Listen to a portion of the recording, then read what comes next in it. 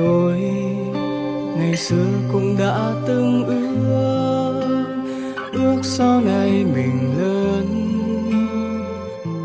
sẽ đi muôn nơi khắp phương trời.